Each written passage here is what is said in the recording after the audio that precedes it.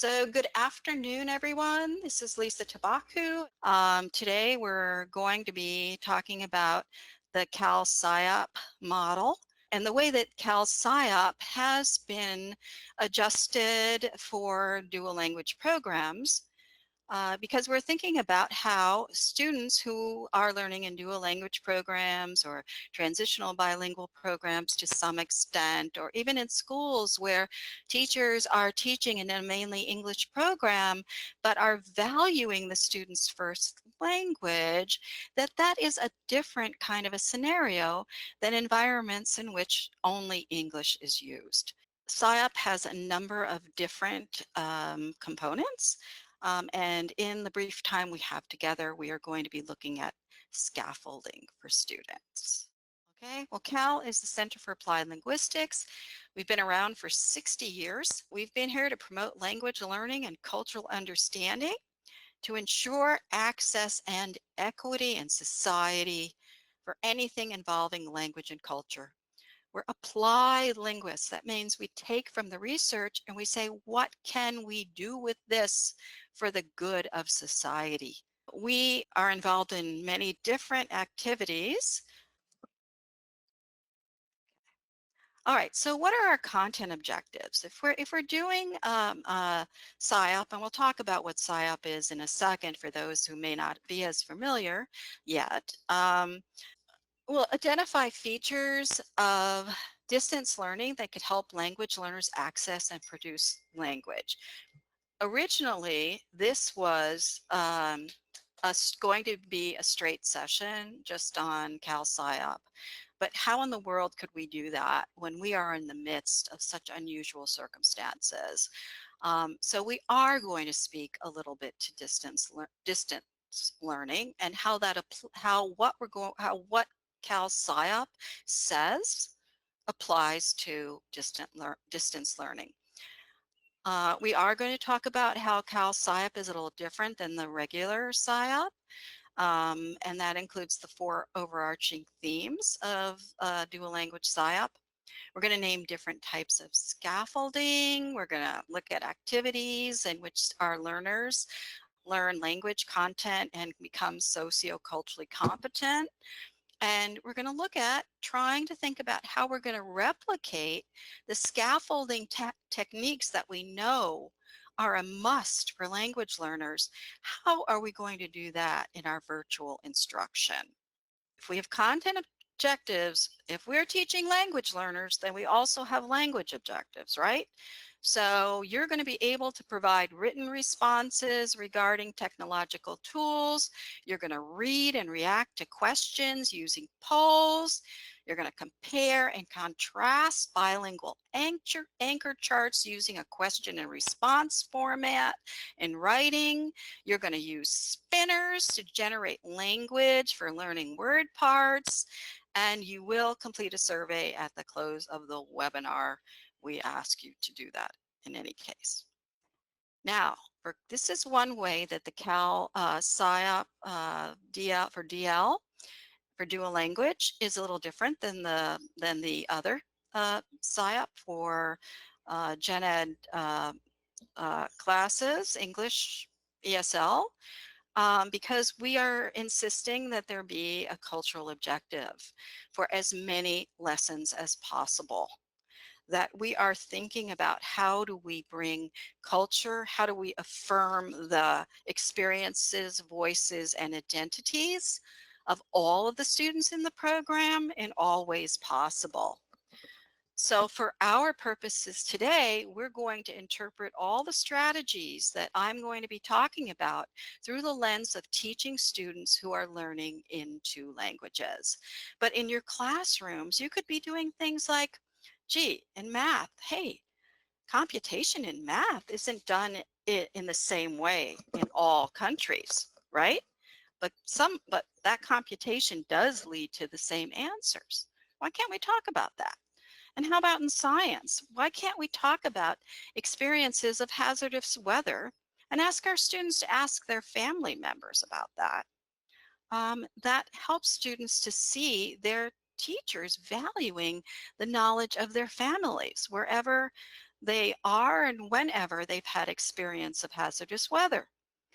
In social studies, let's draw on different perspectives about history and society than are common in a traditional English, U.S.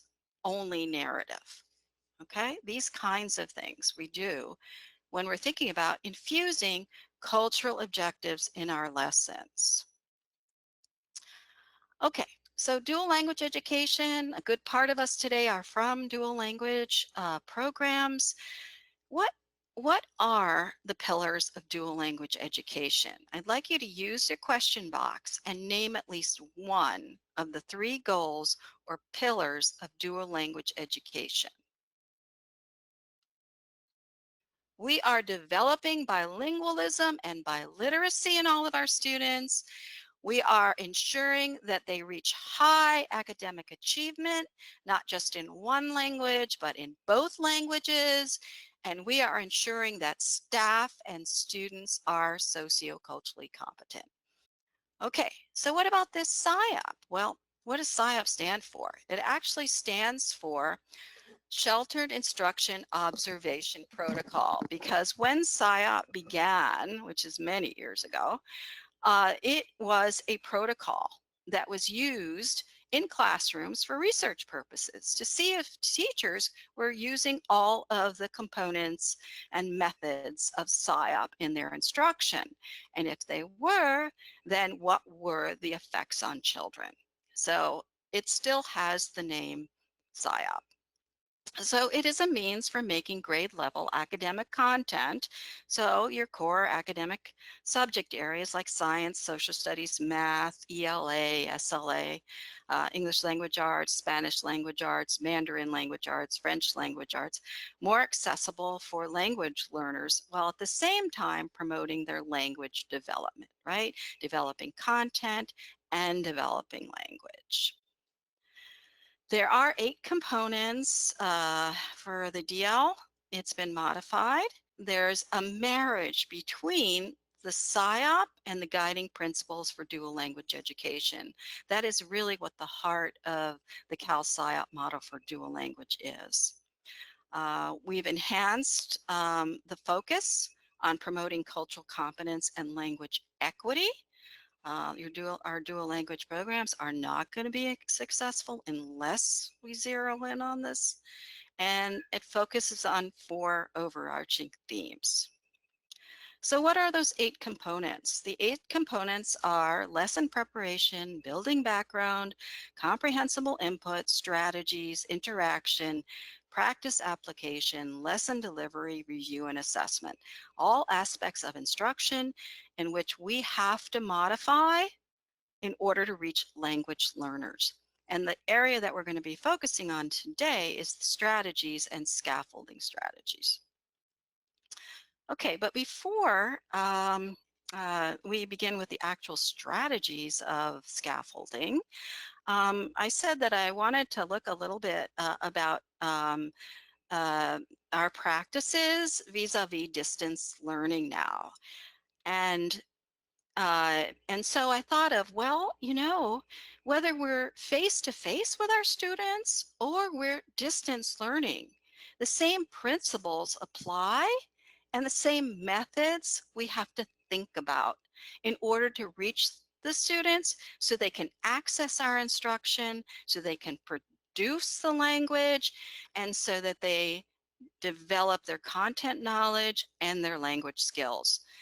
So in lesson preparation, what we need to think about as one facet of the SIOP model is that we have to think of developing content, language, and cultural objectives. We cannot forget as we teach content that this is also about language. And if we want to ensure that we are validating our students' identities, then we're also always thinking of culture. We have to think about building background, or preferably enhancing background or connecting to background, because we're making links between the students' experiences and what they're learning in school. We're going to be doing this whether it's face-to-face or it's virtual. We're going to be thinking about a variety of techniques to make concepts clear. We have to think again in our virtual lessons. We're modeling. We have to provide visuals. We have to provide demonstrations, simulations, video. We have to think of strategies, so scaffolding techniques that we use as part of virtual instruction, and we're always thinking of promoting higher order thinking. Now, we also want to have opportunities for interaction. This is one of the areas that we are going to have to work a little harder on. So we have to have the tools to be able to still do this if we are going to be in this mode of distant learning for a longer than shorter period of time. So we want to clarify key concepts in the L1. We'll talk more about that. Whenever possible, they're hands-on materials. I know math programs that replicate having manipulatives, right? And they are online. We want to integrate as much as possible, listening, speaking, reading, and writing. We want to ensure student engagement. We want to have appropriate pacing. And what is that going to look like when it's delivered virtually? We need to have regular feedback to our kids. And we need to know that an assessment for a student who's not a language learner may be different from an assessment to capture what a student knows when the instruction and assessment is not in their first language.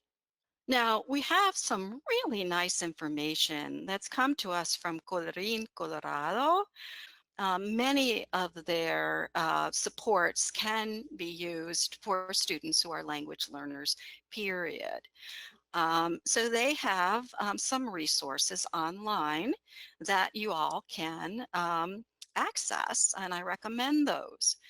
But many of the things that they're saying are also reflective of what we at CAL have been thinking about, and that is, what do we have to think about when we're distance learning? Well, number one, we're thinking about the social emotional support that we need to give to our kids and our families, and that we may be, as teachers, they're only conduits for information about the school and what's happening with the school. And that might take phone calls, right? When all of our kiddos don't have the technology that they need. But that's another area that we're finding, that the digital divide is being exposed in a real big way. And it has dire consequences now. Because do our students have the technology? Do they have the internet access? Do they have the tech know-how? We have to think about students who would be unable, perhaps, to learn in two languages at home at this time. So we're supporting families and encouraging families to use their first language at home in the many ways that they can. Many districts are relying on paper packets that families can pick up from the school. We're moving to online capabilities that serve language learners well. And that's what I want to talk about next, and from research. The Department of Education funded a national study of English learners and digital learning resources. Again, this applies to language learners also, right? Whatever the language. These kinds of devices are going to be needed by students if they are operating in a distance learning scenario. So there are three kinds of digital tools: academic content tools, there are productivity tools, and there are communication tools. What are academic content tools that are digital? Well, they offer academic content resources, just like they're called. They engage students in activities to learn academic content or skills, and that could include language and literacy content and skills, right? What is an example? Well, a tutorial on a new math concept, simulation of physics, other resources such as short videos that describe geographic formations, just to name just a few. So I want you to think about now what um, Digital academic content tools. This is just about the content because we haven't talked about production tools and communication tools. Have you used? Have you used or that you know about? I had done a little brainstorming, and I, thought of places where we can access reading, right? So reading A to Z, News ELA, kids love current events, right? Khan Academy for math, Brain Pop, good old standby, Nat Geo, right? Learning about our environment and geography. NPR, National Public Radio, has amazing things on history and science. Time for Kids, Scholastic News, Discovery. And how about what about the cultural competency area? What about that? What about the Howard Zinn Project, where you can learn a little bit about history from a different perspective, from a multi perspective of cultures, right? How about teaching tolerance, where you can go and you can find information about becoming more socioculturally competent? We also need to remember those kinds of content sources, right? That we can find academic content tools. All righty. Okay. Super cool. Super cool. You know what? And we're going to use your information to create a resource list too. All right. Now we're going to go on to another kind of tool, and those are digital productivity tools. So they are resources to help students plan, document, organize, analyze the content. These aren't the content. You manipulate the content with your productivity tools. You could have a slide presentation, timeline tool. You could have a concept mapping tool. And the next type of tool is digital communication tools. So what is this? We offer resources that students can use to communicate, collaborate, network, or share information. These also don't contain academic content unless we blend it in there for our students, right? And it's document sharing tools to support joint work or journal or blog tools, which will have to be indispensable in this distance learning kind of scenario, because we want kids are going to have to continue to interact with each other, even if it's in writing. And maybe this will finally improve the writing skills of our kids. Just imagine. Um, what can digital supports do? Again, this is from the same toolkit of technology. What can these digital support features do for language learners? Well, there are four types of features. They're visual, auditory, translation, and collaboration. So visual, providing visual images or other visual support to help our students understand, right? Visual content replaces or lessens the language proficiency. We know that. And what are examples of this? Images, graphics, shorts, videos, okay? The next is auditory. Provides speech and or other use of sound to assist a student in understanding or communication. How important is this feature? So we can have text to speech or read aloud function, record and playback function. These features allow students to hear text or hear their own speech played back to them for review before they share it if they want to. Translation. Provide embedded functions to translate from one language to another.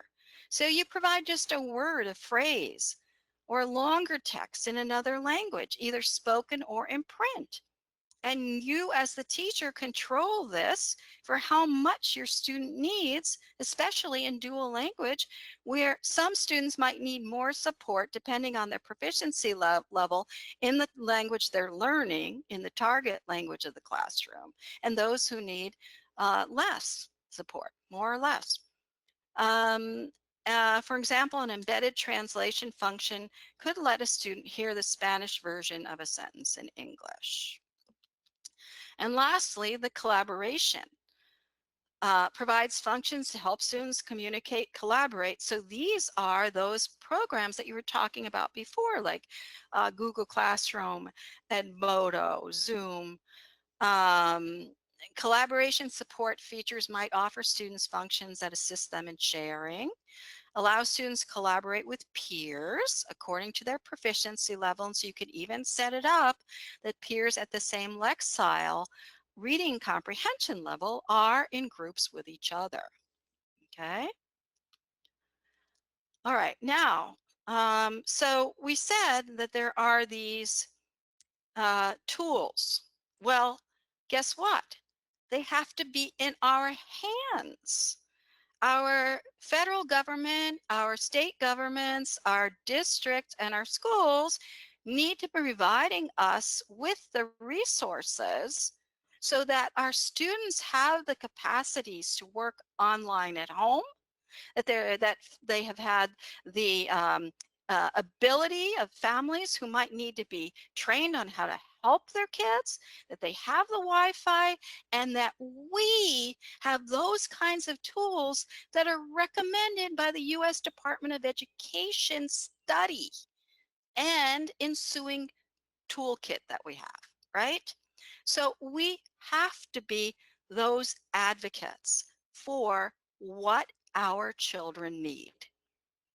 And I took these pictures as I used in a previous webinar because I just love, it's just this little picture book.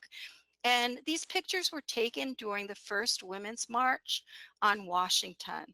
It's called The Little Book of Little Activists. And what are they saying? Our lives begin to end the day we become silent about things that matter. We can't be silent about what our students need to do distance learning. And we need to speak the truth, even if our voices shake, just like Maddie, the 14-year-old who attended the march, said. We are having to demand these things. Okay? Can we have a yes to that on our question box? Okay. So now we're going to turn back to the CAL SIOP and explaining a little bit more about CAL SIOP for dual language uh, uh, uh, programs, and thinking about this blend of SIOP with the guiding principles for dual language instruction. So our goals are always going to be there in our instruction, our overarching goals for our programs. And that is, as we said before, the development of bilingualism and biliteracy, high academic achievement in both languages, and the development of sociocultural competence. And the themes in the SIOP model are that in order to achieve our goals, we are going to have to coordinate instruction in the two program languages. So that means careful articulation if you are a teacher who is in a self-contained classroom and you do both languages, and it's going to take a heck of a lot of coordination if you are two teachers who are serving each in one or the other languages, but teaching the same kids, right? We need to be thinking about thematic instruction because it's a lot easier to coordinate if you have a theme around which you are both teaching, or one of you if you're a self-contained teacher. We are promoting peer interaction and peer modeling, which, granted, is now a little harder to do, but if we have the tools we need, we can do it too, right? Because we want our kids to serve as language models for each other and content models if they one or the other knows the skills better. And then we're looking at our articulation of those clear cultural objectives. We're not forgetting about equity. We're not forgetting about validating identities. So we said coordinated instruction in the two languages, and we're using similar instructional strategies and assessment formats because it'll be easier for the kids, right? To learn the routines, to learn the strategies and the formats. Does that mean that we're teaching everything the same? Absolutely not, right? But we are coordinating objectives, so they're complementary. And we're developing metalinguistic awareness by providing kids opportunities for comparing and contrasting languages. We're using themes because that facilitates comprehension. You've learned about this topic, you learn the vocabulary in your stronger language. When you come to it in your less strong language, it's going to be a lot easier to understand, and the concept as well. So your cross-language, your spiraling maximizes student comprehension of concepts and language. And content lessons are not simply delivered in one language and repeated. No, they're spiraled. You're carefully building on knowledge and skills learned in one language and then the other, right? And back and forth, spiraling. The third theme, peer interaction, collaboration. Well, meaningful interaction, teacher to student, student to teacher, student to student. Having those opportunities to model and really figure out ways that we can engage kids in extended discourse. We know that that promotes language development. It also solidifies concept understanding. And then fourth, the cultural. So articulating clear cultural objectives that are complementary across languages so that they promote that, so that transfer is promoted. And then targeting instruction and the development of cultural proficiency. It will support the socio-cultural development of our students, and not to forget that maybe in some of our schools, all of our staff need some cultural proficiency, professional development.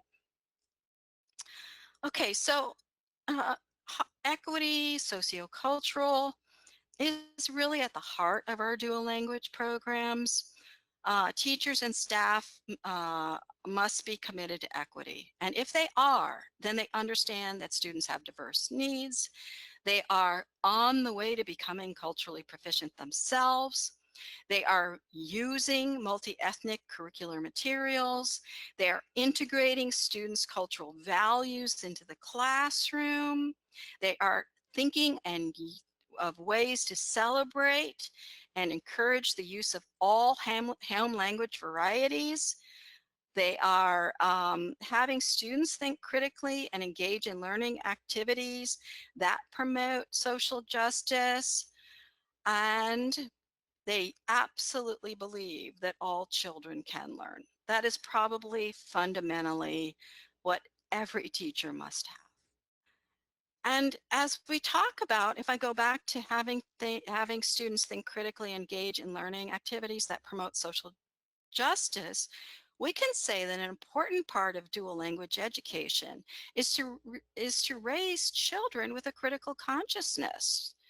Children who would grow up and not allow there to be a digital divide amongst students and families in our country, because they have come out of an education which wouldn't allow them to stand for that, right?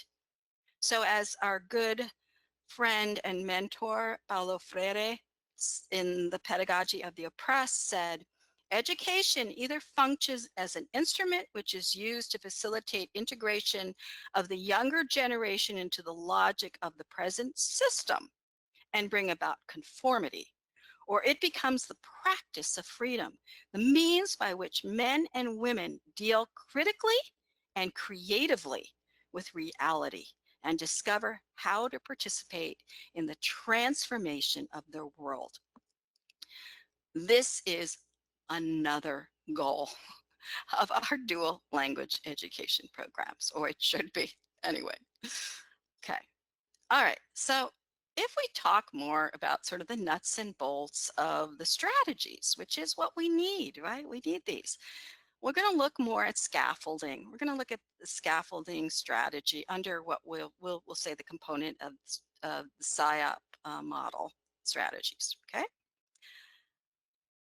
And scaffolding. Okay, so this SIOP does take things from other places too, and this comes from a seminal text on teaching ESL, EFL reading and writing by Nation that many of us are familiar with, and they look at scaffolding in these ways, the 3 ways, and then I added L1 scaffolding to pull it out.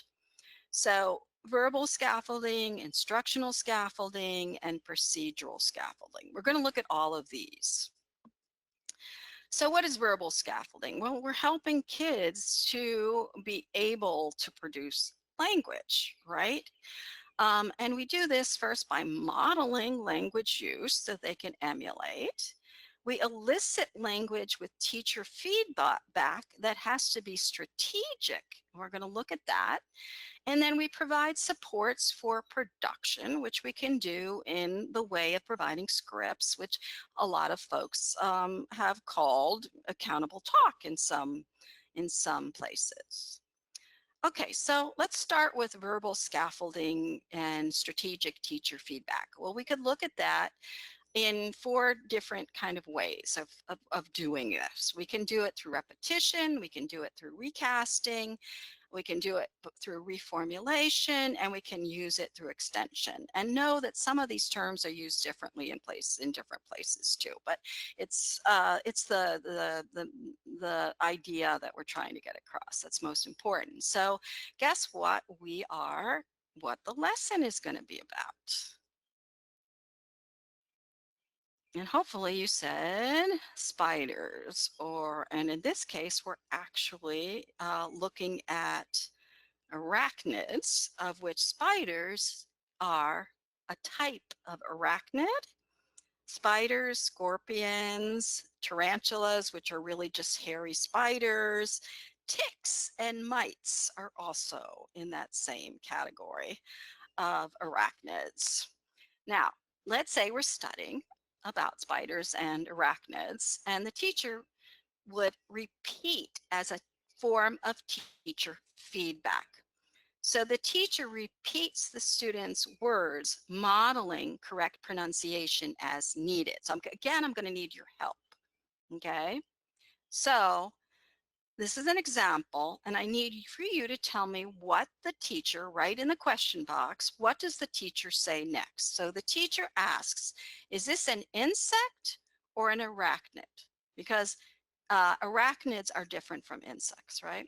So the student says, means to say arachnid, they have it right, but they mispronounced it. And they said achnid. So what is the teacher going to say? Yes, it's an arachnid. Arachnid. Can you say arachnid? Let's all say arachnid, right? But so we're not saying arachnid. No, you didn't say it right. No, we're congratulating the student, but we are improving upon, right? So love it, love it. Okay, so we have another one for you, okay?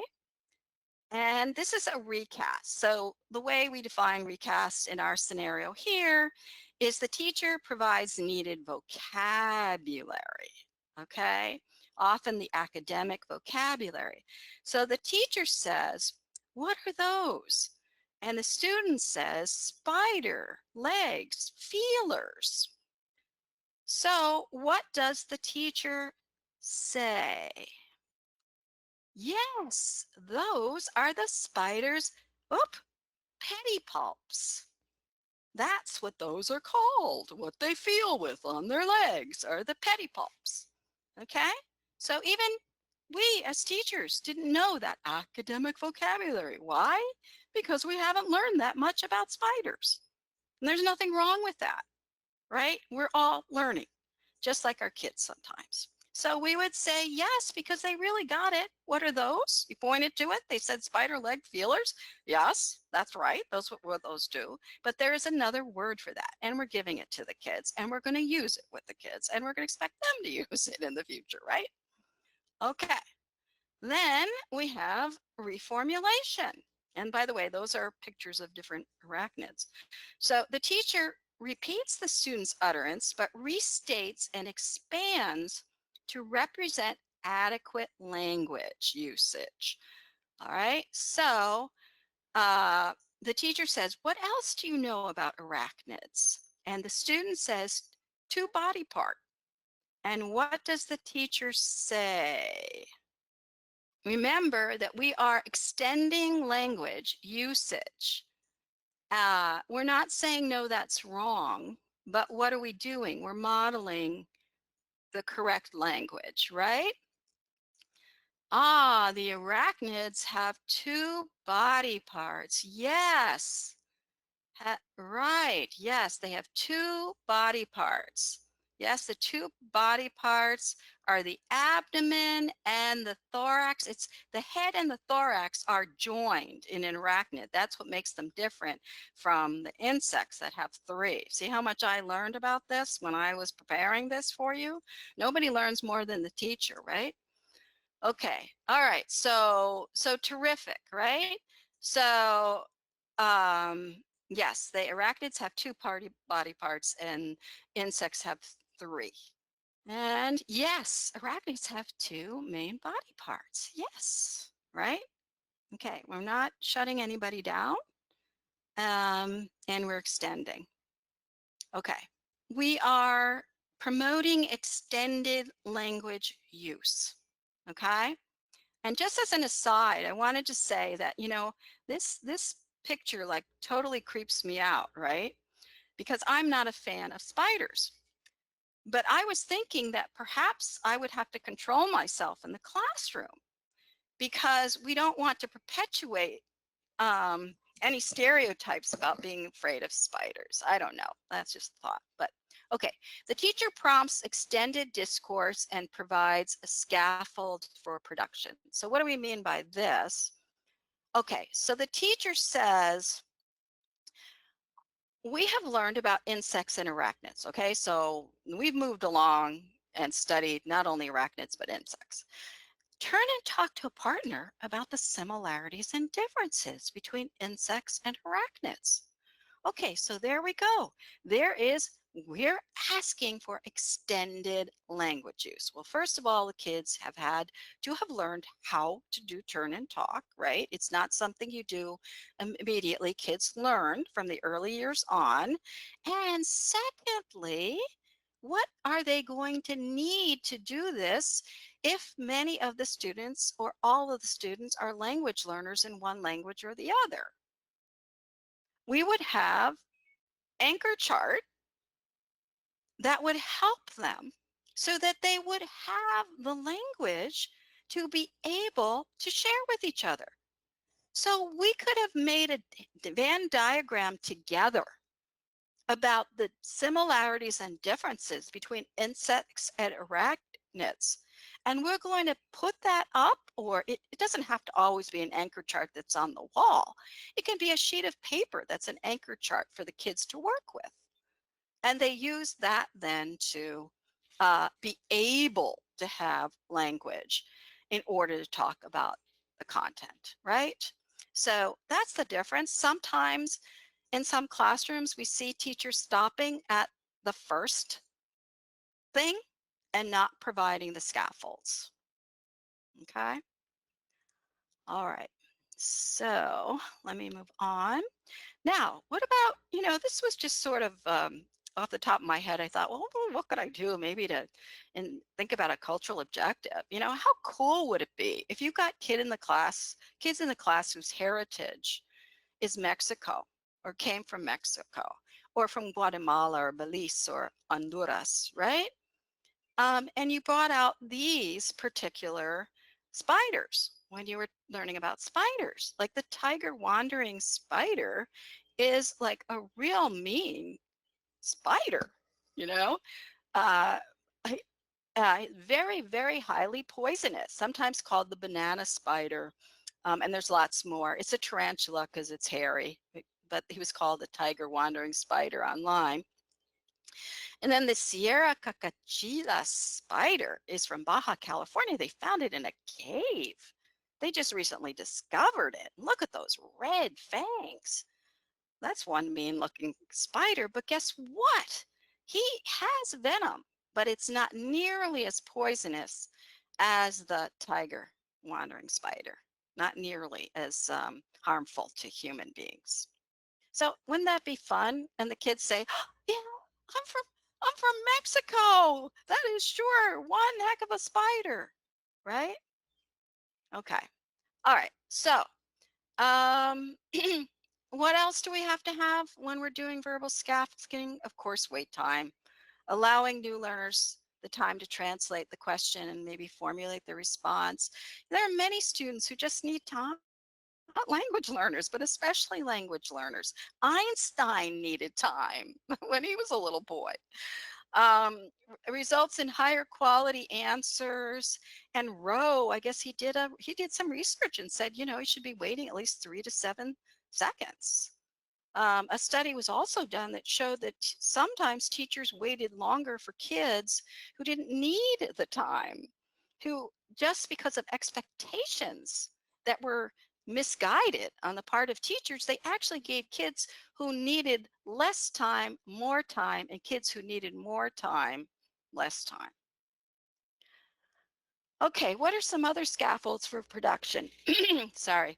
Um, well, we have our academic scripts, right? We're encouraging students to use academic language, providing them with the scaffold. So what would that look like? Well, we would develop a script. Of course, we'd have to think of the type of verbal interaction and academic language that would be needed. Do we want this to become compare and contrast language? Do we want this to be persuasive language? Etc. We devise our sentence frames and place them on an anchor chart, modeled first. You do one that you've done all together. Later, you're co-constructing them with the students. You're modeling the use of the language. You're having students practice in pairs, using an authentic topic. And hey, you compliment students who are using those scripts without prompting. That's a big deal. So scripts for disagreeing, having a classroom discussion. I don't agree with you because I see it another way.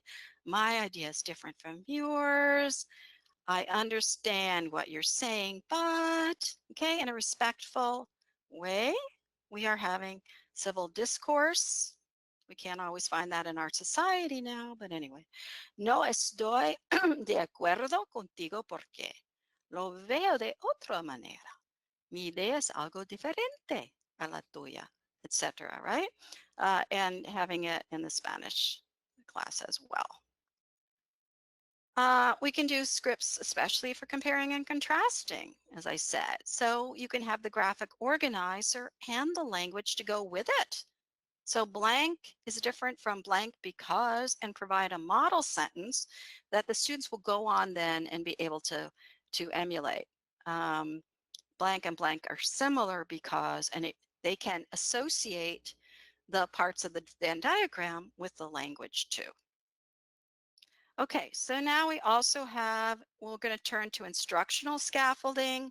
And what we're doing here is we're talking about scaffolding that we're using graphic organizers. Usually, not only, but we can use them often for reading and writing, right? So we have a graphic and it's used to help students before they read as a way of previewing what they're going to read. You can have during reading a partially completed graphic organizer that students have to complete as they read. You could have then that completed graphic organizer that they did during reading and use it for writing to help them with writing. So we sometimes call this from text to graphic and back again to text. We can also use the graphic organizers for visual support when we're in our classrooms or through uh, our virtual medium uh, to pro to provide oral when we have that capacity. Okay, so what are some examples? You're going to help me again. Okay, so I'm going to give you the first one. You could use this web as a description. It's my first week of school, and I'm sure what a great way for the student to think about composing the writing they're going to do about their first week of school instead of giving them a blank page to begin, right? Brainstorm and get their thoughts, think about main ideas, thinking about details. What about bilingual scaffolding? Well, what are ways that we can help students by very purposefully using their stronger language to help with the weaker language, or vice in all cases, okay? And we can do this with the preview, view, review method. We can also do it with our bilingual anchor charts, in which we're contrasting languages or showing similarities between languages. So in the preview, view, review, we're taking what is a brief introductory lesson is provided in the non-target language. And then um, the the bulk of the lesson is actually done in the target language, and then it's summarized in a summarizing discussion in the original language. So in English, you might be going from helping students with something that's going to be in Spanish that's very difficult for this group of students. So you preview it in English, you do the lesson in Spanish, and then you discuss it in English, or vice in Spanish, introduce it in Spanish, you do the lesson English, and then you discuss it in Spanish. So for example, in a math block in Spanish, you would preview the topic in English, and the bulk of the lesson would be in Spanish and the discussion in English. What are the cautions? You need to minimize the duration of the preview and review devoted to the target language. You need to be distinguishing the two languages by doing the color coding, or making sure students know when you're shifting from one language to the other, which also could be any way you happen to signal them. And then you're using only for students who need this, because there will be a time where the students might not need this kind of scaffolding. How about in language arts, in either Spanish or in English? We're thinking about close reading. And close reading can be very difficult. It can be very hard for the kids to access. So what if you previewed that close reading that's in Spanish, you previewed it in English, you read it in Spanish, and then you discussed it in English, or you previewed a difficult English close reading text um, in Spanish, and then you read it in English, and then you discussed it in Spanish. This might even be in a side-by-side classroom where you're coordinating instruction so that you do this, right? Or in the self-contained, you organize it this way. Okay, then there are also bilingual anchor charts or charts reflecting vocabulary and language features, so cognates and even non-cognates, right? I was working with a kindergarten group the other day, and it was like everybody talked about cognates, but nobody ever pointed out two words that weren't cognates, and it was like, oh yeah. Phonological and orthographic features, sounds and symbols, accent marks, punctuation, word order, word parts, root base words, affixes, unique constructions, like let's use I and there are in these sentences around this content. So we're including students in the process of making the charts. We're using visual support. We're color coding. We're facilitating the use and reuse of the target vocabulary by posting them. We refer to them. We teach students how to use them. And of course, again, we're praising students when they use them unprompted. Caution, adding words to these charts would be intentional and thoughtful. Appreciate that cross-linguistic comparisons are handled differently in the early years and in the later years. I mean, in the later years, you can space out perhaps when you are doing this kind of comparison, but for the little ones, it's usually is right on the spot because you can't wait or they won't remember. They won't remember what the context was for it to be valuable. And then again, the color coding. All right, so I need your help again. Can you tell me how can we improve upon, this is a math anchor chart, but there are things that are wrong with it. So can you help me to tell me what's wrong with this? Questions. Needs visuals and pictures. Yes, Elizabeth. Okay. Not organized by topics. I love that. Yes, it is not organized by topics, right? It's math words, but it's not really, you know, it could have been just about geometry. But there are lots of different kinds of words here. It's not in highly distinguishable colors. Like those colors are too similar, the dark blue and the black. Add images. We said that. Yes. Okay. All right. How about, does anybody catch the fact that there's a misspelling in the Spanish? Anybody catch the misspelling in the Spanish? In the title. No accent in Matematica. Very good. That is a misspelling when you have forgotten that accent mark in the word, right? Okay, very good.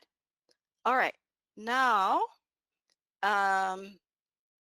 let's go to the next one, which is a little better, but there's still kind of a problem with that. So let's go to the next one. How about this one? What makes it better? And what might still be lacking? Picture. Oh, now it has pictures and visuals. So that's better. Anything else?